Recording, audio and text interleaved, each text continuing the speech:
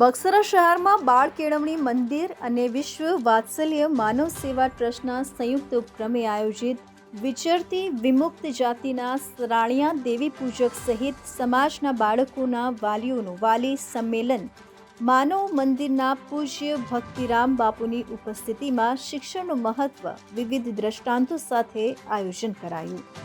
અમરેલીના બક્સરા શહેરમાં આવેલા બાળ કેળવણી મંદિર અને વિશ્વ વાત્સલ્ય માનવ સેવા ટ્રસ્ટના સંયુક્ત ઉપક્રમે વિચરતી અને વિમુક્ત જાતિના સરાણિયા દેવી પૂજક સહિત અન્ય સમાજના બાળકોના વાલીઓનું વાલી સંમેલન વિશ્વ વાત્સલ્ય માનવ સેવા ટ્રસ્ટના દેવચંદભાઈ સાવલિયાના માર્ગદર્શન અન્વયે સંસ્થા દ્વારા સ્લમ વિસ્તારમાં ચાલતા 7 જેટલા બાળ સંસ્કાર કેન્દ્રો અને પન્ના પ્રદીપ બાળ સંસ્કાર કેન્દ્રના 100 ઉપરાંત વાલીઓની ઉપસ્થિતિમાં સંવાદ કરવામાં આવ્યો હતો, જેમાં સાવરકુંડલા માનવ મંદિરના પરમ પૂજ્ય ભક્તિરામ બાપુએ શિક્ષણનું મહત્વ વિવિધ દ્રષ્ટાંતો સાથે સમજૂત કરાયા અને આ સંમેલનમાં સંસ્થાના બાળકો, વાલીઓ, કાર્યકરો અને શુભેચ્છકોએ પોતાના વિચારો રજૂ કર્યા।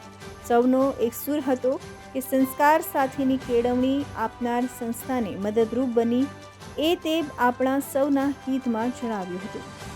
અશોક મળવરનો રિપોર્ટ, તન્ના સમાચાર, અમરેલી।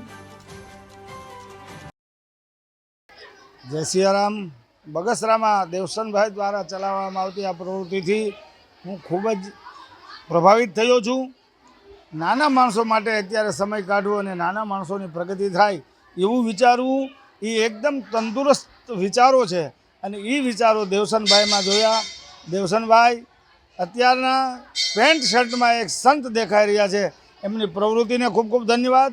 આપણા બધાની ફરજ બને છે કે આ પ્રવૃત્તિને વેગ આપવા માટે જેટલો આપી શકાય એટલો સહયોગ આપવો જોઈએ।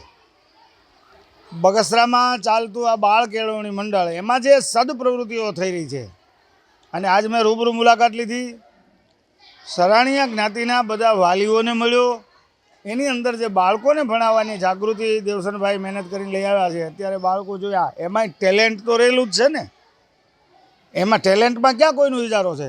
એટલે એ બાળકોને જોઈને અંદરથી રાજીપો વ્યક્ત કરું છું। એ સમાજના દરેક વાલીઓને કરબદ્ધ પ્રાર્થના કરું છું કે તમારા બાળકો વધુમાં વધુ શિક્ષણનો લાભ લે અને પોતાના પગભર થાય। ભણવું એ કેવળ નોકરી માટે જરૂરી નથી, જીવન માટે પણ જરૂરી છે, એના જીવનમાં પ્રકાશ ફેલાય। એટલે આ બાળ કેળવણી મંદિરને ખૂબ ખૂબ હૃદયથી ધન્યવાદ। તેમજ જનતા કન્યા વિદ્યાલયની મુલાકાત લીધી, એમાં જે 12 ધોરણ સુધીની દીકરીઓ ભણે છે એમના સંસ્કારો પણ ખૂબ સારા છે। હૃદયથી મિનીબેનને, બાબાપુરની સંસ્થાને ખૂબ ખૂબ હૃદયથી ધન્યવાદ।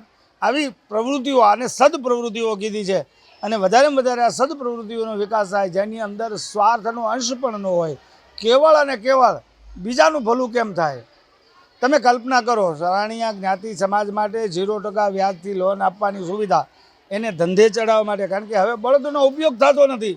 એ લોકોનો તો આદિ અનાદિ ધંધો છે બળદનો, તો હવે એ તો ધંધો હાલવાનો નથી તો શું કરશે? માણસને જ્યારે રોજગારી નહીં મળે ને ત્યારે ક્રિમિનલ બને છે।